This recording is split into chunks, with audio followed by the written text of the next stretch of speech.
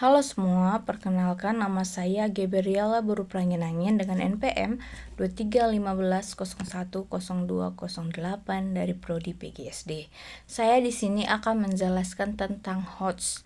Pada era globalisasi dan revolusi industri 4.0, dunia pendidikan tidak lagi hanya menuntut siswa untuk menghafal informasi, tetapi juga mampu berpikir kritis, kreatif, dan adaptif.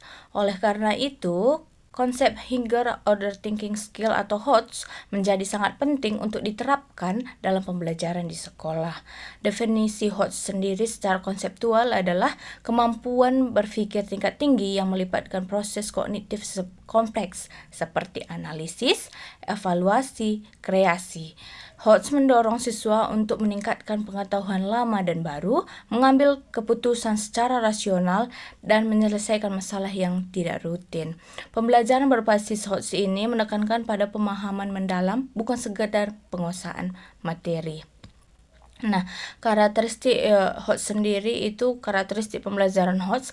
Pembelajaran HOTS memiliki beberapa karakteristik utama seperti berpusat pada siswa atau student center. Yang kedua itu menggunakan pemahaman konsep kontekstual. Yang ketiga itu mengembangkan keterampilan berpikir kritis.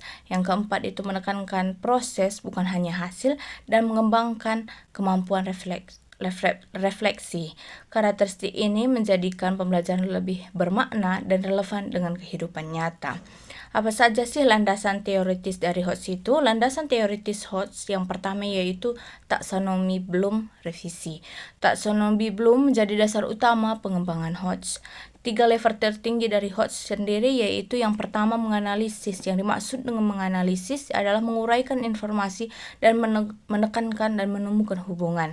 Yang kedua yaitu mengevaluasi, menilai kelebihan dan kekurangan suatu gagasan.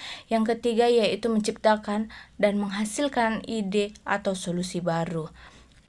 Nah, pembelajaran HOTS ini mendorong guru untuk merancang soal yang menantang untuk mengembangkan kemampuan berpikir siswa sendiri. Yang kedua yaitu teori konstruktivisme.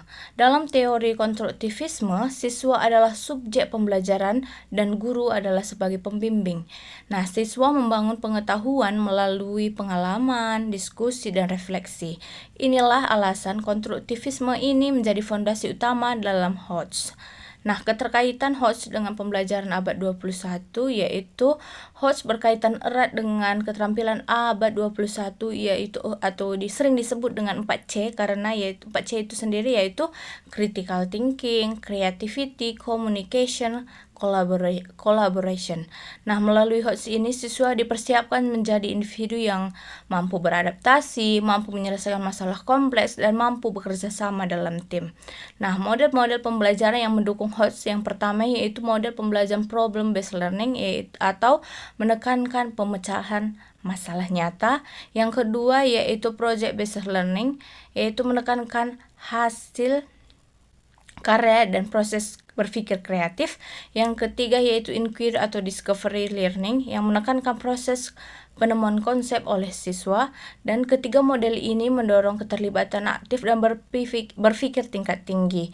Nah, contoh implementasi HOTS ini di sekolah yang pertama yaitu contohnya yang kita ambil ada di SD.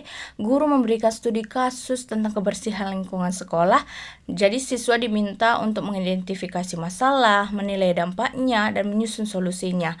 Ini melatih kemampuan analisis dan kreasi. Tantangan dan solusi dalam penerapan HOTS ini yang pertama tantangannya itu guru terbiasa dengan menggunakan metode ceramah, siswa yang pasif, dan waktu pembelajaran yang terbatas. Oleh karena itu solusinya adalah pelatihan guru, variasi metode pembelajaran, dan pembiasaan soal HOTS secara bertahap.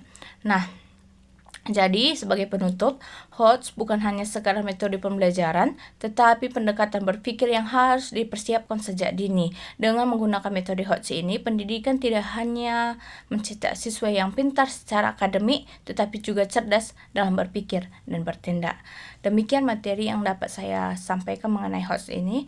Bila ada kesalahan kata atau tindakan, saya mohon maaf. Terima kasih.